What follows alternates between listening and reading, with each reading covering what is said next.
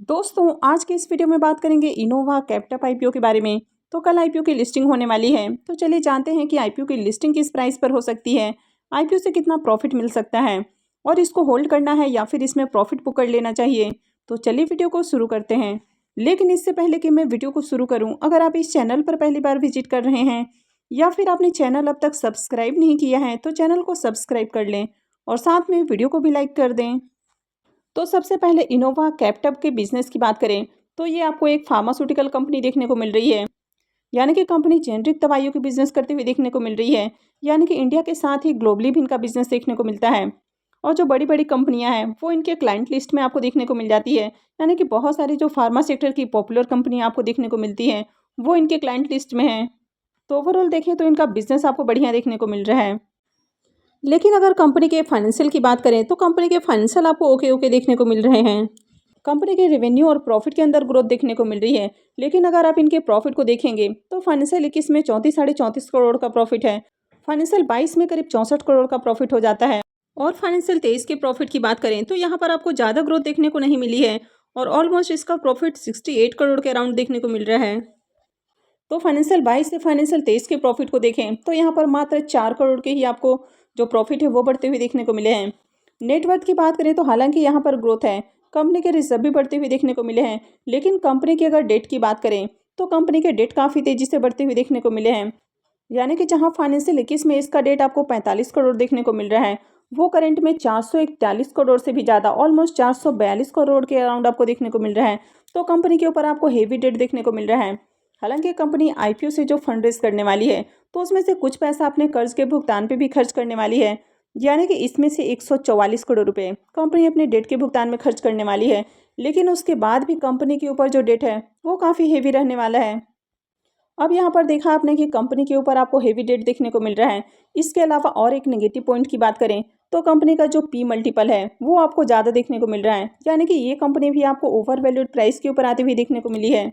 तो जब भी कोई कंपनी आपको ओवर वैल्यूड प्राइस के ऊपर आती हुई देखने को मिलती है तो ऐसे में आईपीओ के लिस्टिंग से आपको बहुत अच्छे प्रॉफिट गेन देखने को नहीं मिलते हैं।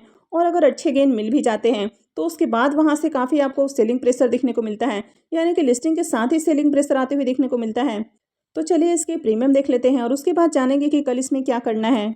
अब इनोवा कैप्टॉप के प्रीमियम को देखें तो इसके प्रीमियम लगातार गिरते हुए देखने को मिल रहे हैं। तो मॉर्निंग में जहाँ इसका प्रीमियम 86 रुपीज़ के ऊपर देखने को मिल रहा था वो अभी गिरकर 40 रुपये के ऊपर देखने को मिल रहा है। तो इसके प्रीमियम काफ़ी तेज़ी से गिरते हुए देखने को मिले हैं। अब यहाँ पर बात करें तो आईपीओ में बुकिंग प्राइस 448 रुपये है और अभी इसका प्रीमियम 40 रुपये के ऊपर देखने को मिल रहा है। तो ऐसे में आईपीओ की लिस्टिंग 488 के अराउंड आपको देखने को मिल सकती है। आईपीओ में लॉट साइज़ की बात करें तो 33 शेयर्स का लॉट है और अभी इसका प्रीमियम 40 रुपये पे ट्रेड कर रहा है। तो इसका मतलब है कि आईपीओ से 1320 रुपये एक लॉट से प्रॉफिट बन सकता है। अगर इसके प्रीमियम को भी देखें तो इसका प्रीमियम 9% के अराउंड आपको देखने को मिल रहा है। अब जिस तरह इसके प्रीमियम गिरते हुए देखने को मिल रहे हैं तो ऐसे में इस आईपीओ से भी अच्छे प्रॉफिट मिलने की उम्मीद तो बिल्कुल भी नहीं लग रही है। और अभी जिस तरह आईपीओ की लिस्टिंग होती हुई देखने को मिल रही है तो मार्केट में काफ़ी दबाव है। यानी कि आईपीओ की लिस्टिंग आपने देखा कि बढ़िया प्राइस के ऊपर देखने को नहीं मिली। आज आजाद इंजीनियरिंग आईपीओ की भी लिस्टिंग देखने को मिली। आईपीओ काफ़ी पॉपुलर देखने को मिला था। देखें तो क्यूआईबीस ने भी आईपीओ में खूब पैसा लगाया था। इसके बावजूद भी देखा जाए तो आईपीओ की लिस्टिंग बहुत बढ़िया प्राइस के ऊपर देखने को नहीं मिली है। हालांकि कल जो उसका ग्रे मार्केट प्रीमियम था उसी के अकॉर्डिंग आईपीओ की लिस्टिंग होती हुई देखने को मिली। लेकिन लिस्टिंग के बाद वहां पर भी प्राइस होल्ड नहीं कर पाया और लगातार लो पे लो बनते हुए देखने को मिला है।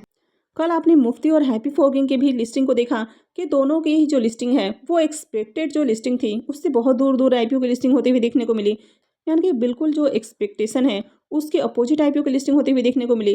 हालांकि आईपीओ की लिस्टिंग नीचे हुई थी उसके बाद उसमें थोड़ी सी रैली देखने को मिली थी। लेकिन आज देखें तो वहाँ पर भी आपको दबाव देखने को मिल रहा है। ओवरऑल बात करें तो अभी हाल ही में जितने भी आईपीओ लिस्ट हुए हैं उन सब में आपको दबाव देखने को मिल रहा है। और दबाव के पीछे का एक कारण है कि ये जो आईपीओ से भी हाल फिलहाल में आपको आते हुए देखने को मिले हैं इनमें से जो मैक्सिमम आईपीओ हैं ये सारे ही आईपीओ आपको काफ़ी ओवर वैल्यूड प्राइस के ऊपर आते हुए देखने को मिले हैं। अब यहाँ पर इनोवा कैप्टअप की भी बात करें तो ये भी आपको ओवर वैल्यूड प्राइस के ऊपर आते हुए देखने को मिला है। तो यहाँ पर भी लिस्टिंग के साथ ही हो सकता है कि आपको गिरावट देखने को मिले। तो अभी जिस तरह आईपीओ की आपको लिस्टिंग देखने को मिल रही है तो ऐसे में ये बता पाना मुश्किल है कि आईपीओ की लिस्टिंग किस प्राइस के अराउंड होती हुई देखने को मिलेगी। अभी जिस तरह इसके प्रीमियम में गिरावट आती हुई देखने को मिल रही है तो ऐसे में इस आईपीओ की लिस्टिंग में सूरज स्टेट डेवलपर्स और मुथूट माइक्रो फाइनेंस के जैसी ही होने की उम्मीद है। हालांकि यहाँ पर आईपीओ की लिस्टिंग कैसी होगी ये पूरी तरह से कल के मार्केट पे डिपेंड करता है कि जो बड़े प्लेयर्स हैं वो यहाँ पर ऑर्डर पंच करते हैं या फिर नहीं करते हैं। तो यहाँ पर ज़्यादा प्रॉफिट होने की उम्मीद नहीं है। अब जिस तरह ओवरऑल आईपीओ की लिस्टिंग आपको देखने को मिल रही है और मार्केट काफ़ी दबाव में देखने को मिल रहा है, तो ऐसे में आईपीओ की लिस्टिंग बहुत बढ़िया प्राइस के ऊपर होने की उम्मीद नहीं है। आईपीओ की लिस्टिंग हो सकता है कि फ्लैट या थोड़े बहुत आपको ऊपर के प्राइस में देखने को मिल जाए। अब मान लीजिए कि आईपीओ की लिस्टिंग 450 के अराउंड आपको देखने को मिलती है, यानी कि 450 के ऊपर आईपीओ की लिस्टिंग होती है, तो लिस्टिंग के साथ ही आपको यहाँ पर सेल नहीं करना है, आपको थोड़ी देर वेट करना है, देखना है कि आगे इसमें किस तरह का आपको मूव आते हुए देखने को मिलता है।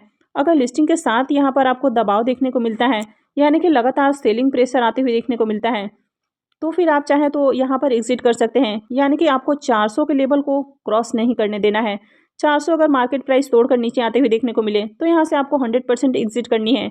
लेकिन ये जो कंपनी है आपको फार्मा सेक्टर की देखने को मिल रही है, तो हो सकता है कि अगर नीचे के प्राइस में आपको लिस्टिंग देखने को मिलती है या फिर फ्लैट लिस्टिंग देखने को मिलती है तो वहाँ से बाइंग भी आती हुई आपको देखने को मिले। अब बड़े प्लेयर्स इसमें किस तरह बाइंग ऑर्डर लगाते हैं या फिर नहीं लगाते हैं तो ये तो आगे देखने वाली बात होगी। तो अगर कल यहाँ से आपको बाइंग आती हुई देखने को मिलती है, यहाँ पर पॉजिटिव प्राइस एक्शन बनती हुई देखने को मिलता है, तो फिर आप यहाँ पर थोड़ा देर होल्ड कर सकते हैं। लेकिन जैसे इसके प्राइस ऊपर जाते हैं आपको यहाँ पर पार्शियल प्रॉफिट बुक करते जाना है। तो मार्केट काफ़ी दबाव में है, तो ऐसे में कहीं से भी आपको प्रॉफिट बुकिंग आती हुई देखने को मिल सकती है। अब ये जो आईपीओ है ये भी आपको ओवर वैल्यूड प्राइस के ऊपर आती हुई देखने को मिला है, तो अगर यहाँ से प्रॉफिट बुकिंग आपको देखने को मिलती है, यानी कि यहाँ पर लो पे लो बनते हुए देखने को मिलता है, तो फिर आपको यहाँ पर सेल करना है, आपको होल्ड बिल्कुल भी नहीं करना है।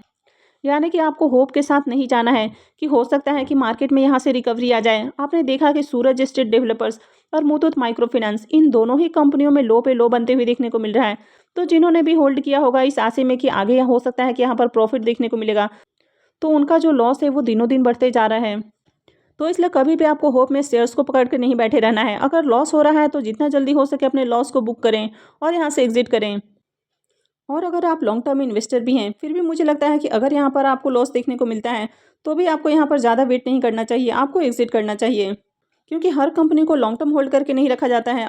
तो अगर कोई कंपनी सच में बहुत अच्छी है, उसका बिजनेस मॉडल आपको यूनिक देखने को मिलता है, यानी कि मोनोपोली एक तरह से क्रिएट करती हुई देखने को मिलती है, तो ऐसे में आप चाहें तो उसको होल्ड कर सकते हैं।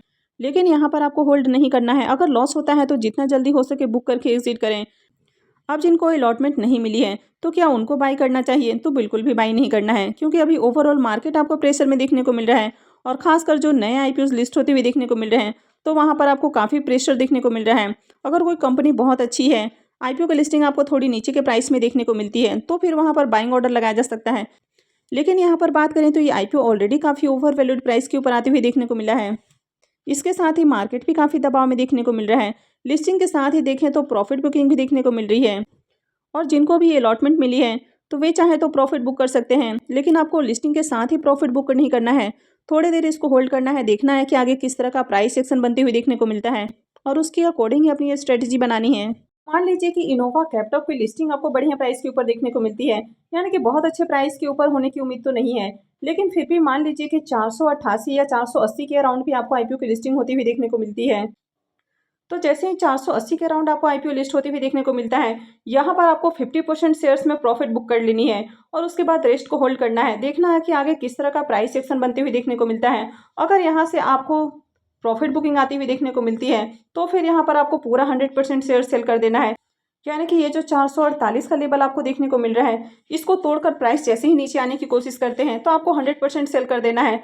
लेकिन अगर पॉजिटिव प्राइस एक्शन बनते हुए देखने को मिलता है, यानी कि जो लिस्टिंग प्राइस है वहाँ से और आपको बाइंग ऑर्डर लगते हुए देखने को मिलते हैं और वहाँ से आपको रिकवरी आती हुई देखने को मिलती है, तो आपको वहाँ पर भी पार्शियल प्रॉफिट बुक करते जाना है। लेकिन अगर आईपीओ की लिस्टिंग 420-430 के अराउंड आपको देखने को मिलती है, यानी कि आईपीओ डिस्काउंट में लिस्ट होती हुई देखने को मिलता है, तो उसके बाद आपको देखना है कि आगे किस तरह का इसमें मूव आता है। अगर और गिरावट देखने को मिलती है तो आपको 100% बुक करके एग्जिट करना है, यानी कि आपको ज़्यादा लॉस नहीं उठाना है। 400 के लेवल के नीचे आपको प्राइस को नहीं आने देना है।